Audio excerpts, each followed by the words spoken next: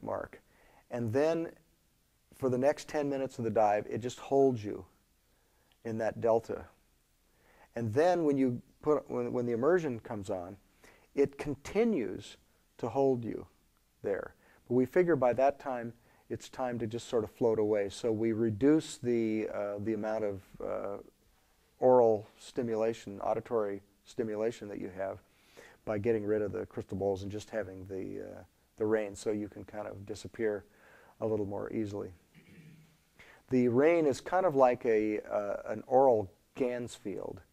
You know, a Gans field is like when you're in a totally white or totally black environment, and the brain has no stimulus from vision, and people often go into hypnagogic states just from that. They have these little goggles that you can wear that makes everything look totally white, and people have altered state experiences just from wearing those. It's somewhat like being in a sensory deprivation tank, except it's only dealing with one sense.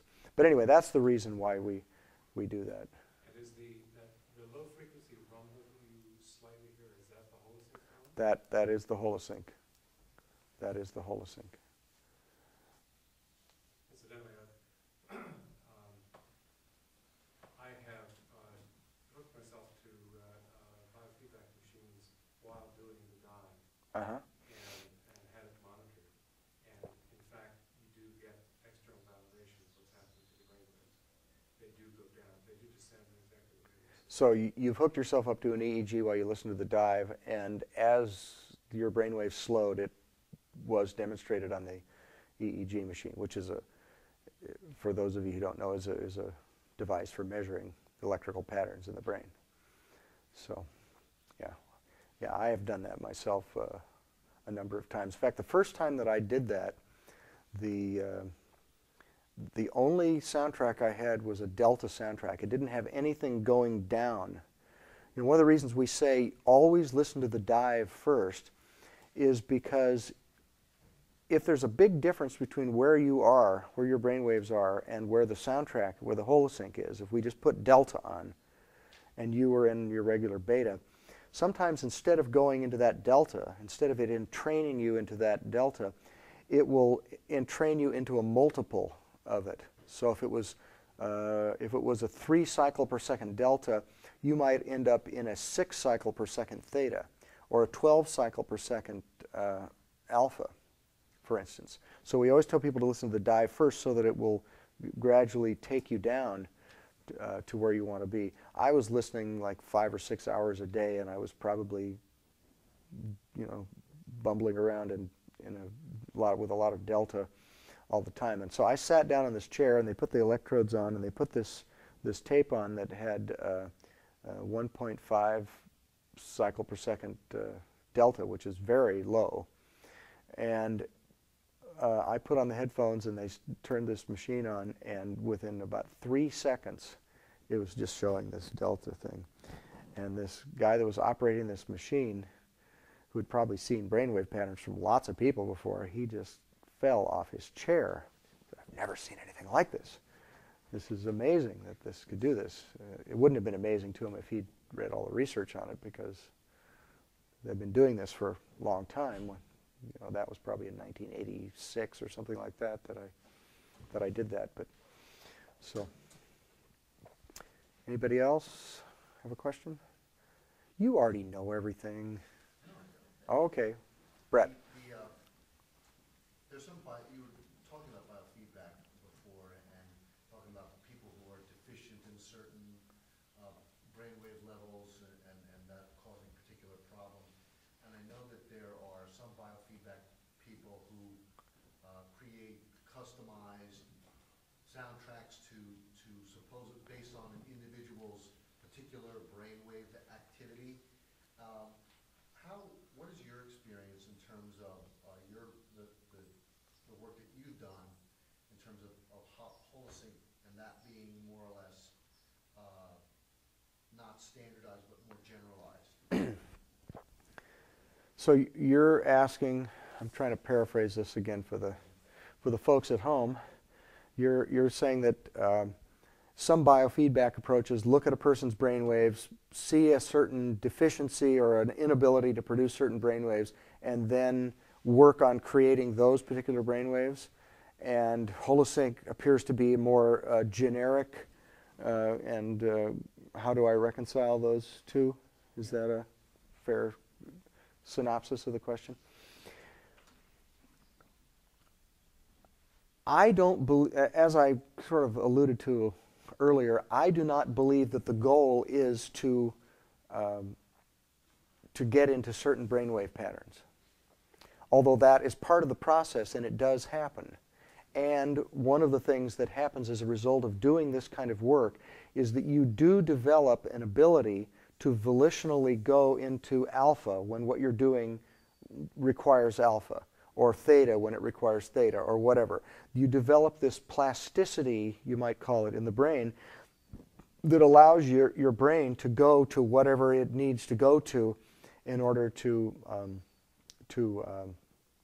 do whatever it needs to do. However, I don't think that is the goal or the end point of this, and I don't think that people, to some degree, I suppose, that if you're not able to make theta, just to pick something, and then you do this training where you get into theta over and over again, then your brain starts to say, okay, there's another place I can go, and it learns to do that. I believe that by taking people down into delta and holding them in delta where the greatest fluctuations occur in the brain, that pushes the brain to the greatest extent. And for instance, we have not done a formal study on this, but we've had many people in the program who would call and say, my son is ADD or ADHD, and we were thinking of going to the Drake Institute and doing this biofeedback thing. Do you think that listening to these tapes would help? And usually what I say is, well, we've had other people report that it did help, but we have no solid data to back it up. Why don't you try it and tell me what happens? And so here you've got a kid that is making too much theta, having trouble making alpha and beta, and now they're listening to a tape that puts them into delta. And it's sort of counterintuitive that suddenly they would start making more alpha and beta as a result of that, but they do. Because taking them down into this delta and holding them there, it sort of stretches their brain in a way. And it gives it this flexibility that allows it to do whatever it needs to do. So that's what I have noticed in time and time again. And I do believe that for somebody that was, has attention deficit disorder, which I think is a misnomer. I mean, everybody's paying attention to something. These kids just aren't paying it. What's the alternative? If you're not paying attention to something, you're asleep or you're dead or something. They're just not paying attention to what the teachers think they should pay attention to at the time, really. But these kids, time and time again, are helped by listening to Holosync, and they're helped, for $149 plus shipping, instead of for, 50 times $100 per session for biofeedback. And I'm not putting the biofeadback down, because I think it's a legitimate way to treat it, and it works, and they have way more data than we do. I think maybe a combination of the two would be really optimum.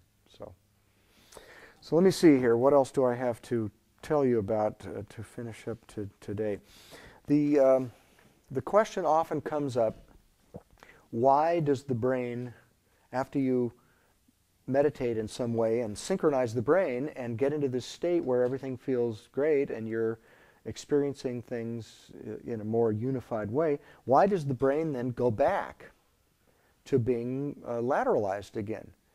Because that's what happens. You meditate and you're feeling really good, and you come out of meditation, and then you go back into activity, and within a short period of time, anywhere from a few minutes to a few hours, you're back feeling stressed and all this other stuff. Again, the brain has relateralized. And one of the theories about why that happens is that you have all this programming in the conscious and unconscious minds about who you are. And it's all dualistically based. It's all coming out of your interaction with the world based on being lateralized most of the time. And as soon as you come out of meditation, all that programming reasserts itself, and you go back then into a lateralized state, which then, of course, tends to further reinforce the fact that, yes, indeed, there is separation, and the world's out to get me, and you got to be careful, and all that stuff. So the other thing that the meditation teacher would tell the disciple, besides repeat this mantra or watch your breath, is remain aware of the meaning of the mantra.